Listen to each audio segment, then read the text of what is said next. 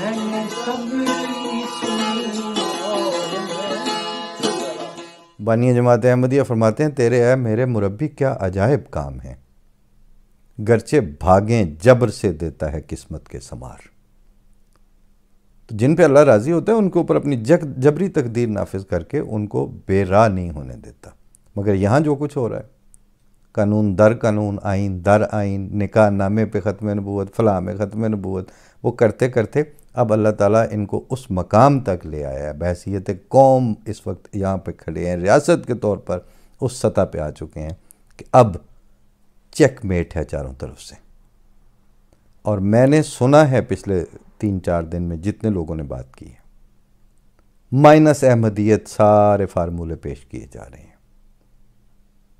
हत्ता के नजम सेठी साहब की आज से कोई 20 साल पहले, 15 साल की पहले की एक वीडियो थी, उसमें उन्होंने कहा कि मुनीब फ़ारूक के साथ जब प्रोग्राम करते थे, मुनीब ये बात ज़रा शुरू से करनी पड़ेगी। फिर उस वक्त उन्होंने दौलताना से और भुट्टो के फैसलों से बात शुरू की।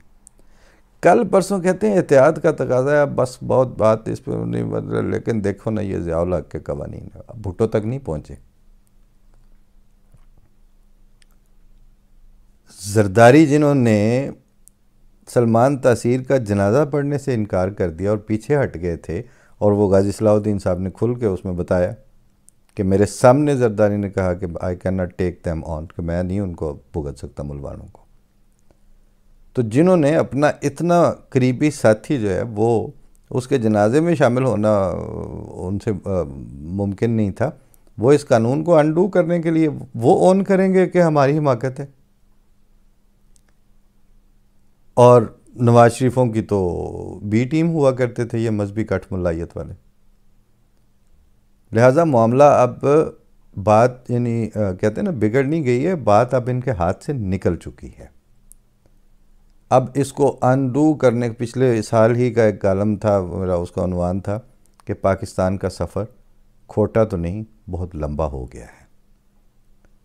वो बात बढ़ते बढ़ते अब बहुत दूर निकल गई है। अब आज मैंने चंद एक पॉइंट्स रखे हैं सामने कि पहला सवाल ये है कि क्या इन मामलात को हुकूमत, ये अब सवालात हैं और ये आज मैं सिर्फ सवालात उठाऊंगा और ये मेरे पास कागज़ पड़ा रहेगा और अगले प्रोग्रामों में एक एक करके इन पे बात भी होगी कि क्या हुकूमत इन सारे कवानीन और इस तरह की चीज़ों को अनडू कर सकती है या करेगी, ये एक सवाल है। और वो हुकूमत जो इनको मेन स्ट्रीम करके हार ले ले के इनके जेलों में पहुंच जाती है, वो सिवाय मुफाद परस्ती के और अपने ज़ाती मफाद को सिक्योर करने के उनको क्यों क्या पड़ी है, वो क्यों इस आग में हाथ देंगे? क्या फ़ौज की इस्तात के अंदर है कि, ये दूसरा सवाल है, कि वो इनको न थमार सकें, ये दूसरा सवाल है। अब इसके बड़े सादा से दो जवाब हैं। पहला ये है कि अगर तो ये फ़ौज की इस्तात के अंदर नहीं रहा तो फिर फ़ौज ही क्या हुई। दूसरी बात यह है कि ये फ़ौज की इस्तात के अंदर है और फिर वो इसको जो नहीं नथ मार रहे हैं, इस पे आगे 10,000 क्वेश्चंस रेज होते हैं और फिर कई तरह की थेरीज सामने आती हैं जिसको अब लोग बात कर रहे हैं। वो गांधी साहब भी बंदूकों वालों की बात कर रहे हैं बैठ के। क्या अदलिया या सुप्रीम कोर्ट इस मामले में कुछ कर पाएगी? अगेन वही बात है कि अदलिया का तो हमारे सामने है कि जज छोटे लेवल से लेकर बड़े लेवल तक फैसला करने में आज़ादी नहीं है इन्हीं थ्रेट्स की वजह से। क्या पार्लियामेंट इनको अनडू करेगी? ये चौथा सवाल है। तो पार्लियामेंट में तो नारेबाजियां होती हैं और एक एक खड़ा होकर कहता है, वो बाहर के जो नारे हैं वो तो अब पार्लियामेंट के अंदर पहुंच चुके हैं। पांचवा सवाल है कि क्या अल्लाह ताला को पाकिस्तान के मामलात में कोई दिलचस्पी है? और छठवां ये सवाल है कि अगर है तो क्यों है और नहीं है तो क्यों नहीं है। ये सवाल था जिसके हवाले से मैं पहले तमहीद में बात कर रहा था।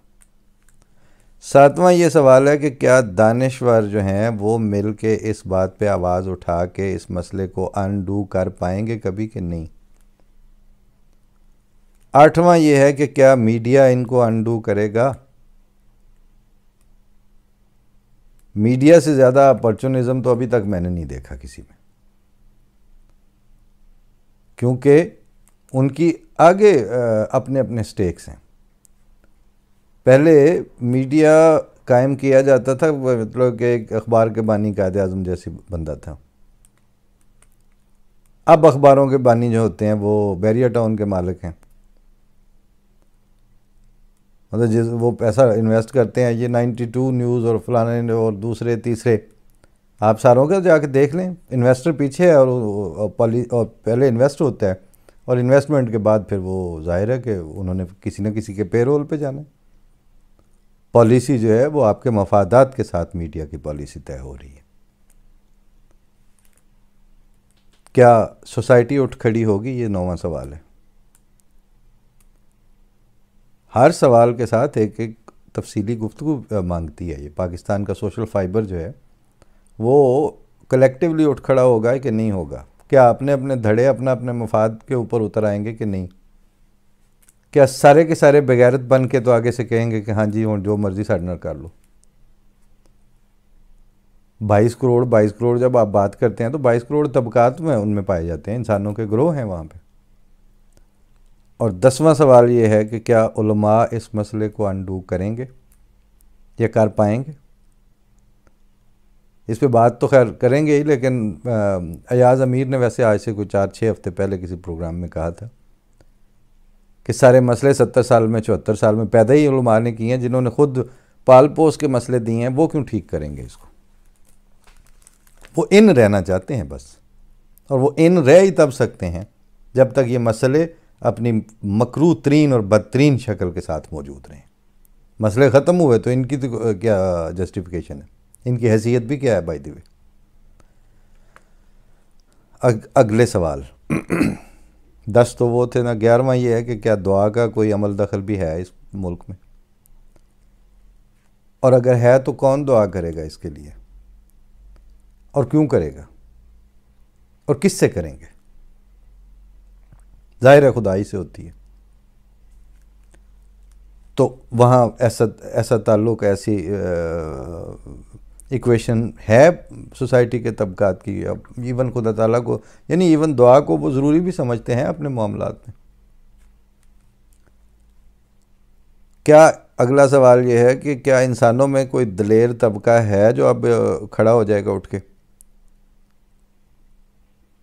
और अगला सवाल है कि ऐसा ह्यूमन स्टफ़ जो पेरोल पर ना हो और इंडिपेंडेंट हो, वो है कोई पाकिस्तान में, और अगर है तो कौन सा है वो।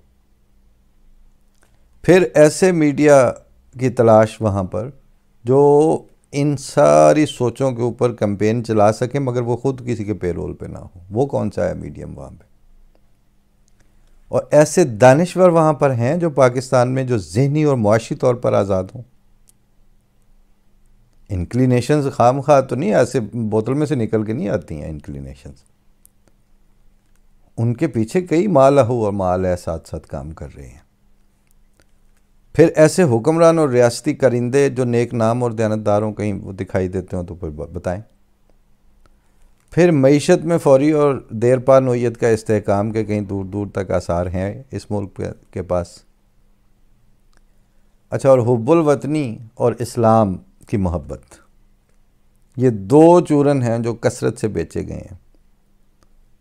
तो क्या उसके नतीजे में ऐसी सोसाइटी के अंदर ऐसी फाउंडेशंस लग चुकी हैं कि हुब्बुल वतनी भी मौजूद हो और इस्लाम की मोहब्बत भी पाई जाती हो।